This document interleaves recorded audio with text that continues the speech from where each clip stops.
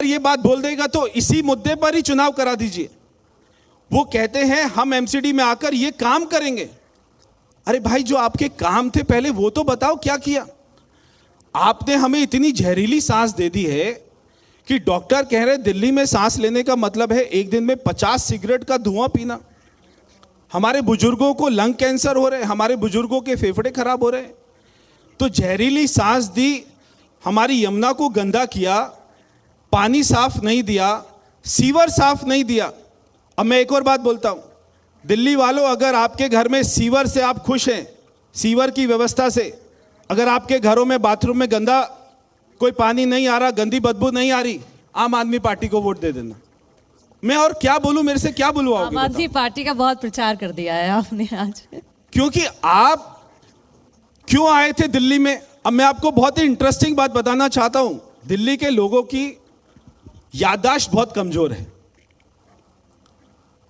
2013 में दिल्ली में भारतीय जनता पार्टी ने 32 सीटें जीती, मैं भी विधायक बना था।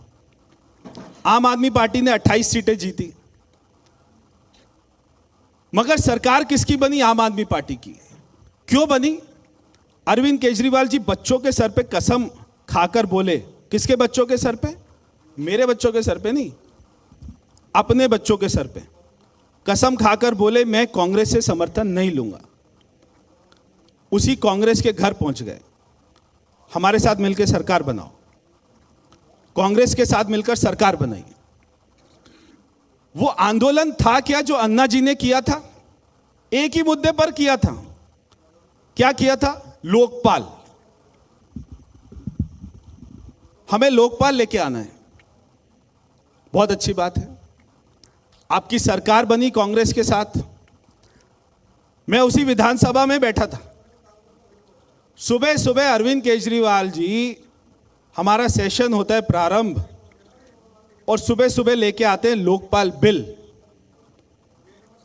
और कहते हैं कि मुझे कांग्रेस भी समर्थन नहीं दे रही है, भारतीय जनता पार्टी भी समर्थन नहीं दे रही है, इसलिए मैं आज इस्तीफा दे रहा हूं, क्योंकि मुझे लोकपाल बिल नहीं लाने दिया जा रहा है। उसके बाद में दिल्ली के लोगों ने उनको 67 सीट जिता दी। इससे ज्यादा और क्या जिताएंगे? 70 में से 67 सीट जिता दी। आज उनके पास में 62 सीट्स हैं। 8 साल में दिल्ली में लोकपाल नहीं आया। जिस मुद्दे पर आंदोलन किया, जिस मुद्दे पर अपनी सरकार गिराई, वो लोकपाल कहां है? लोकपाल का काम क्या होता है?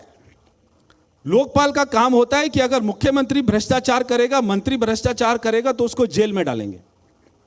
लोकपाल किसी व्यक्ति का नाम नहीं है कि कोई वहां से महाराष्ट्र से कोई आ रहे श्रीमान लोकपाल जी। लोकपाल कोई रिटायर्ड जज होगा जो मुख्यमंत्री सरकार के भ्रष्टाचार को पकड़ेगा और उनको जेल में बंद करेगा। अब क्यों नहीं आया लोकपाल? आप इसी बात से समझ जाएंगे कि लोकपाल का काम क्या है। हाँ, बिल्कुल ठीक बात है। लेकिन आप ये सब मुद्दे कहीं मुझे लग रहा है विलुप्त हो रहे हैं एमसीडी चुनाव में। जो आपकी तरफ से रोज स्टिंग और जो पोस्टर्स आते हैं, चर्चा उन्हीं पर ज्यादा होती है। लेकिन आगे बढ़ते हुए आपने गारंटी का जिक्र किया, और केजरीवाल जी की गारंटी में जो दूसरा पॉइंट है वो है वसूली बंद। यानी कि वो सीधा आरोप लगा रहे हैं कि भ्रष्टाचार है एमसीडी में, और आप भ्रष्टाचार की गेंद उनके पाले में डाल देते हैं। कभी कहते हैं शराब घोटाला, क्लासरूम घोटाला, बस घोटाला, ऐसे बहुत सारे तमाम घोटाले आप गिना देते हैं। तो वही गेंद कभी आपके पाले में और आप उसी गेंद को फिर उनके पाले में डाल देते हैं। नहीं, आप ये बताइए, हमारे इतनी सालों से एमसीडी में सरकार है, किसी भी एक निगम पार्षद का नाम बता दीजिए जिसको किसी ने पकड़ा हो। किसी एक निगम पार्षद का नाम बता दीजिए। मनीष सिसोदिया जी जो दिल्ली के उप मुख्यमंत्री हैं, उनकी विधानसभा की एक पार्षद, आम आदमी पार्टी की पार्षद जिसका नाम है गीता रावत, उसको सीबीआई ने रंगे हाथों पकड़ा क्योंकि वो रिश्वत ले रही थी। अगर हमारा पार्षद कोई गलत काम कर रहा था तो आज तक केजरीवाल जी क्यों नहीं बोले? आज तक केजरीवाल जी ने उसका नाम क्यों नहीं लिया? अगर 15 साल में एमसीडी में कोई भ्रष्टाचार हुआ है तो आज